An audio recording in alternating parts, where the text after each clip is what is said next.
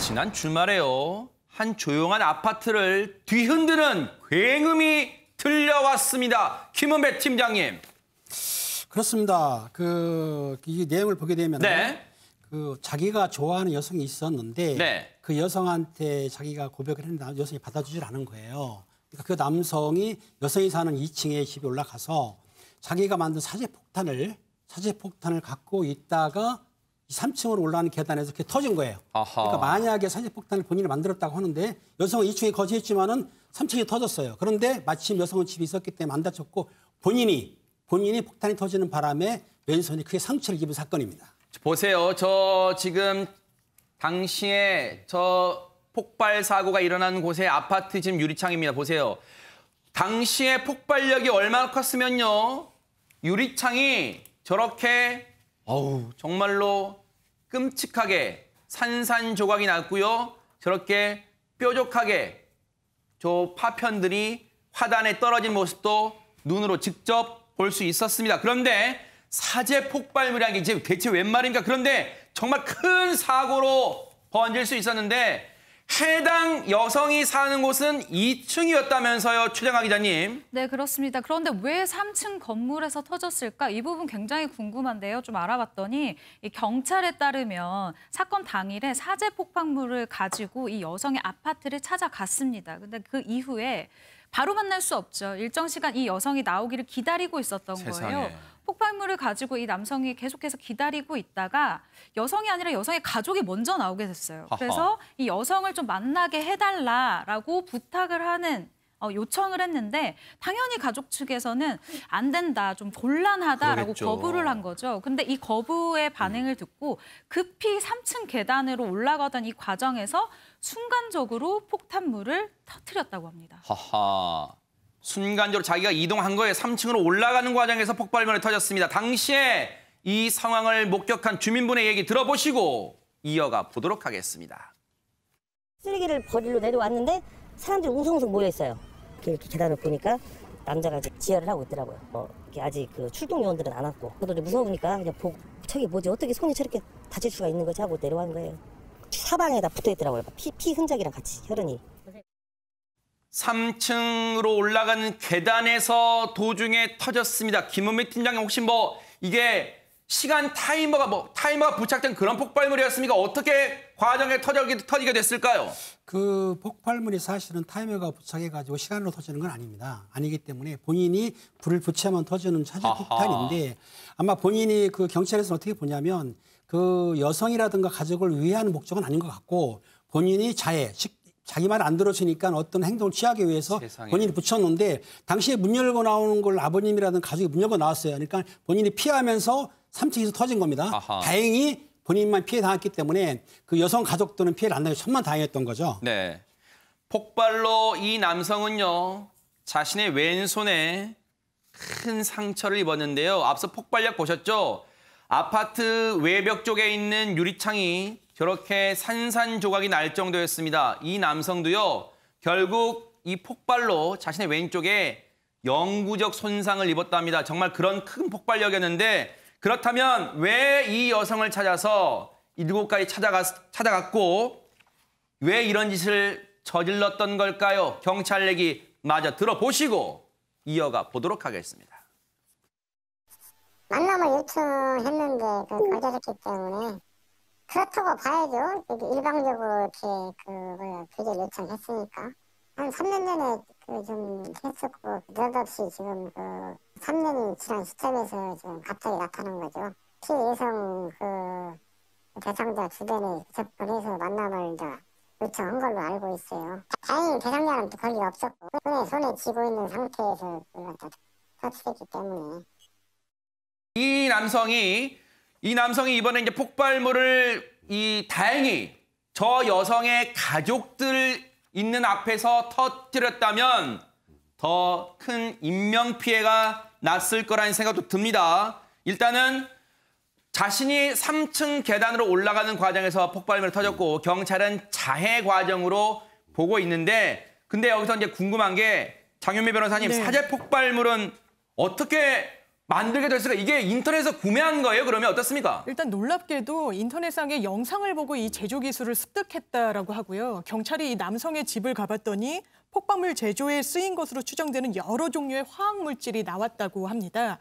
그런데 지금 이 경찰은 여기에 잔해를 수거한 이런 물질들을 지금 경찰특공대 폭발물 처리부에 보내서 네. 정밀 감식 중인데요. 다만 구체적으로 어떤 물질들이 드러났는지에 대해서는 모방 범죄를 우려해서 밝히지 않겠다고 했습니다. 네. 그리고요, 경찰 관계자의 말에 따르면 이 폭발물은 사람이나 뭐 건축물을 훼손을 크게 할 정도로 폭발력이 강한 건 아닌 걸로 드러났다라고 덧붙였습니다. 과연 이런 지금 상황에도 짝사랑이란 말을 붙여도 되는 건지는 모르겠습니다만 이 남자의 한순간의 잘못된 선택이 자신의 몸까지 해하게 됐습니다. 백성문 변호사님. 네, 지금 말씀하셨던 것처럼 왼쪽 손에 거의 영구히 손상이 야기되는 이제 앞으로 왼손을 제대로 쓰기 힘들 정도의 큰 상해를 입었는데 네. 일단 상해를 입은 건 입은 거고 이 사람이 했던 범죄 행위에 대해서는 처벌을 받아야겠죠. 그렇죠. 일단은 치료가 먼저입니다. 그래서 이런 아하. 경우에는 네. 일단 다친 손을 치료를 다 마치고 나서 네. 일단 수사를 진행할 텐데요. 네. 혐의는 폭발물 사용죄입니다. 이거는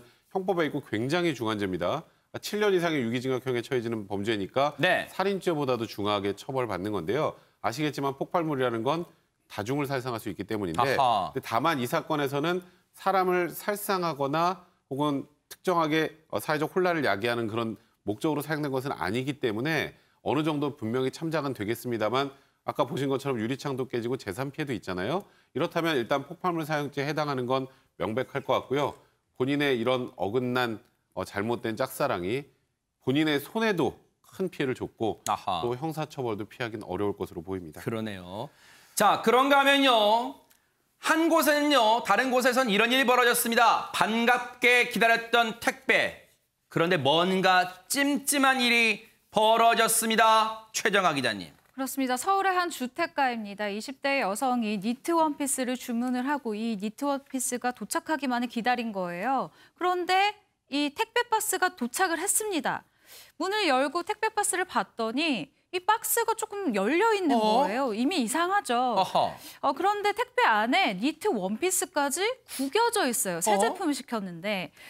그래서 이 니트 원피스를 들어봤더니 놀랍게도 이 니트 원피스에 책 같은 것이 묻어 있었다라고 하면서 경찰에 신고를 하게 된 사건입니다. 얼마나 이 여성 순간 온몸에 소름이 돋았을까요? 김은배 팀장님. 그렇습니다. 경찰에 따르면 10월 11일 발생한 사건인데요. 보통 요즘 비대면으로 했기 때문에 택배를 문 앞에 갖다 놓지 맞아요. 않습니까? 네. 문 앞에 있는 택배를 20대 남성이 몰래 가져간 거예요. 하하. 택배 몰래 가져간 다음에 니트 원피스에다 몹쓸 한 다음에 다시 갖다 놓은 겁니다. 아하. 그러니까 그 여성이 볼 때 너무나 황당하고도 무섭지 않습니까? 네. 경찰에 신고를 해가지고 사건이 접수돼서 수사가 진행됐던 사건입니다. 네. 그런데 이 여성이 놀란 게 이번이 처음이 아니었다는 게 더 놀랍습니다. 최진봉 교수님. 예, 그렇습니다. 지금 10월 10일 날 이 사건이 터졌잖아요. 그 네. 전에 7월 30일하고 10월 7일에는 또 무슨 짓을 했냐면 이 여성하고 그 남성이 같은 아파트에 살아요. 아하. 근데 그 아파트 손잡이에 몹쓸 짓을 또 한 거예요. 네. 그러니까 이미 전조 증상이 있었던 거죠. 이 여성에 대해서 이 남성이 지속적으로 뭔가 괴롭힘과 몹쓸 짓을 계속하고 있다는 점에서 이거는 상당히 위험한 행동이다. 이렇게 볼 수 있을 것 같습니다. 세상에 이 건물에서요. 혼자 거주하던 여성. 이 범인의 정체를 모르면서 하루하루 살아가는 게 얼마나 불안과 고통이었을까요? 장윤미 변호사님. 네, 정말 이 일이 내일이라고 생각하면 끔찍하고 너무나 고통스럽고 무서웠을 것 같은데요. 네. 이 여성도 마찬가지였습니다. 특히나 원룸에서 혼자 사는 여성이었기 때문인데요. 결국에 그런데 CCTV가 건물 안에 설치가 돼 있지 않아서 본인이 자비로 CCTV를 설치한 이후에야 이 피의자를 특정할 수 있었다고 합니다. 아하. 그 정도로 불안해했던 걸로 보입니다. 정말로 소스라치게 놀랐을 것 같아요. 바로 저 장면이 뭐냐면 경찰이 신고를 받고 출동한 장면이었어요. 그런데 저 상황을 보면 경찰이 과학수사대까지 나왔습니다. 그러다가 인상착의를 들었겠죠. 이후에 경찰이 주변을 탐문하다가 일단은 저 때는 검거를 못했습니다. 그러다가 주변을 탐문하다가 경찰이 다음에 저렇게 자 낮이죠. 자 옷을 갈아입습니다. 평상복으로 사복을 갈아입고 잠복근무에 들어갑니다. 그러다가 때마침 나오던 남성을 이 사복을 입은 경찰이 다가가서 불신검문하고요. 이렇게 신분증을 건네받고 저 사람을 특정해서 현장에서 검거하는 장면까지 포착이 됐습니다.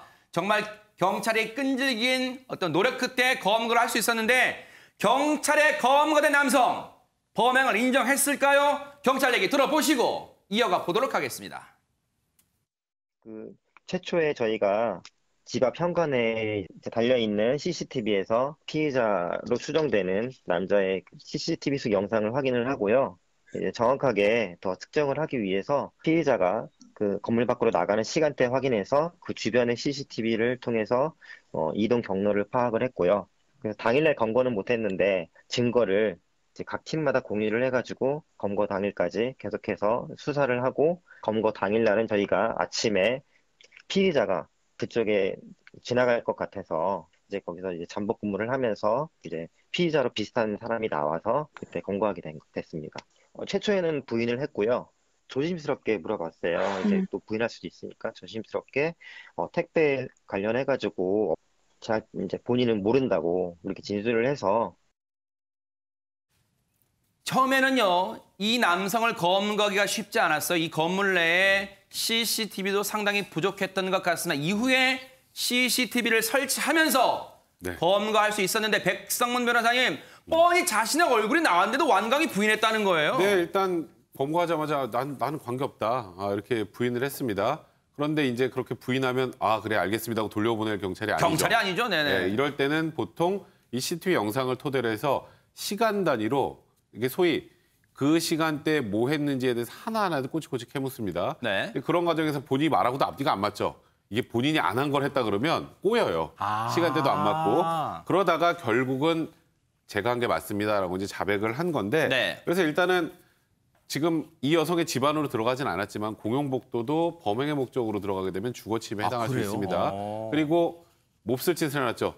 그거 쓸 수 있겠어요? 입을 수 있겠어요? 아하. 옷을 찢어놓지 않고 그런 행동을 해도 심정상으로 이걸 입지 못할 정도의 상황을 만들면 이건 역시 재물손괴입니다. 그래서 이 두 가지 혐의로 입건을 한 거고요.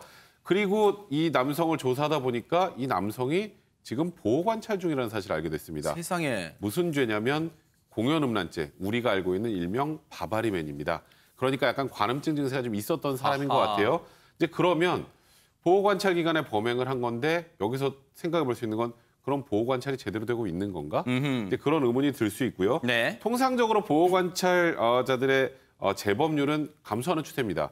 그런데 유일하게 감소하지 않는 범죄가 딱 하나 있는데 그게 바로 성범죄거든요. 아하. 성범죄자, 조두순도 이제 곧 출소하는데 이런 성범죄자에 대한 보호관찰은 좀 더 타이트하게 해야 되지 않을까 생각이 듭니다. 그래서 지금 이 남성이 이번 범죄로 아직 구속됐다는 말은 들리지 않아요. 그러다 보니까 경찰에 저희가 당부를 드리겠습니다. 지금 이 피해 여성 얼마나 불안에 떨고 있겠어요. 그리고 그 피해 가족들도 얼마나 불안에 떨고 있겠어요. 반드시 이분들, 피해자분들에게도 뭔가 24시간 신변 보호를 좀 해주셔야 되지 않을까 그런 생각도 해봅니다. 왜 피해를 당한 분들이 밤에 두 발 못 벗고 잠을 자야겠습니까? 여성분들이 안전하고 살 수 있는 사회 반드시 만들어 주시기를 기대를 해보도록 하겠습니다.